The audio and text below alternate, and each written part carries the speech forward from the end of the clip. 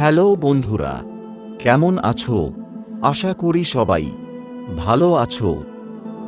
আজকের এই ভিডিওটি শেষ পর্যন্ত দেখার অনুরোধ রইল, এই আশা রেখে ভিডিওটি শুরু করছি।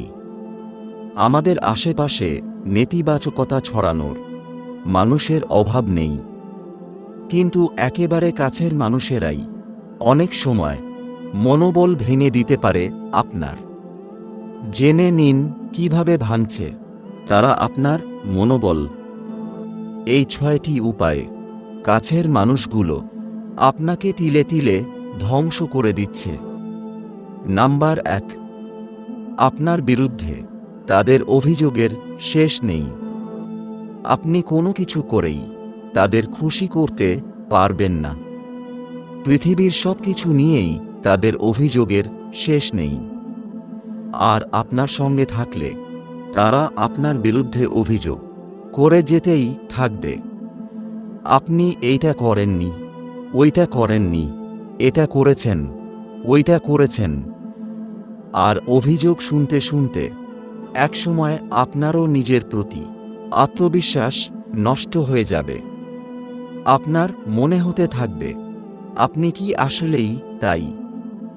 নাম্বার 2, আপনার প্রতি তাদের কোনো শ্রদ্ধা থাকবে না। আপনার ভালো লাগা, খারাপ লাগা, চাওয়া বা পাওয়া কোনো কিছুর প্রতি তাদের শ্রদ্ধাবোধ নেই। আপনাকে তুচ্ছ হেয় প্রতিপন্ন করবে তাদের প্রতিটি আচরণ, কথা ও কাজে। আর আপনি সেটি তাদেরকে বললেও তাদের কিছুই যায় আসে না। তারা শুধু নিজের কথাই ভাবে, নিজে যা চায় তাই করে, আর আদায়ও করে নিবে সবকিছু আপনার থেকে নিজের চাওয়া অনুযায়ী। নাম্বার 3, সেসব সময় আপনাকে দোষী বানিয়ে নিজেকে নির্দোষ প্রমাণ করতে চেষ্টা করবে। যারই দোষ হোক বা পরিস্থিতি যেমনই হোক, সে একা ভুক্তভোগী।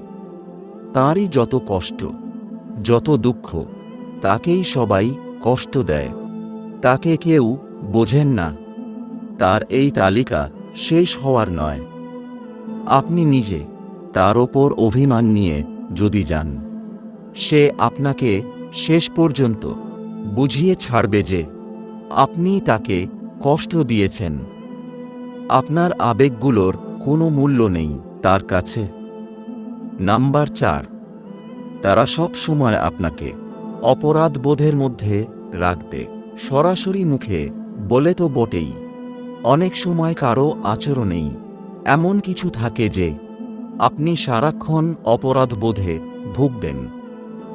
নিজেদের সমস্যা নিয়েই তারা আসবে আপনার কাছে আর বলবে সব দোষ আপনার, কিন্তু আপনি কোনো দোষ না করেও দিন শেষে আপনার মনে হবে দোষ আপনারই।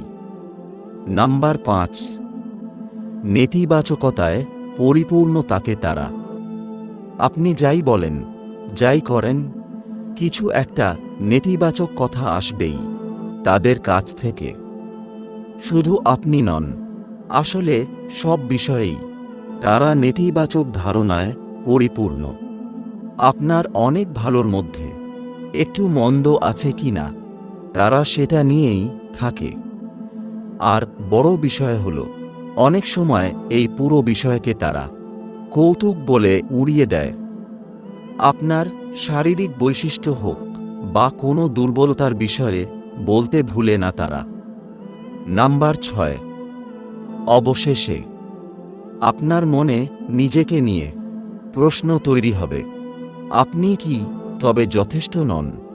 আপনার মধ্যেই কোনো কমতি বা ভুল আছে। এটা ভাবতে ভাবতে আপনি তিলে তিলে শেষ হয়ে যাবেন। নিজেকে মনে হবে নিতান্তই অকিঞ্চিৎকর। আয়নার সামনে দাঁড়াতে পারবেন না আপনি। মনে হবে, আমি যদি যোগ্য হতাম তবে আমার সঙ্গে এমন আচরণ করা হতো না।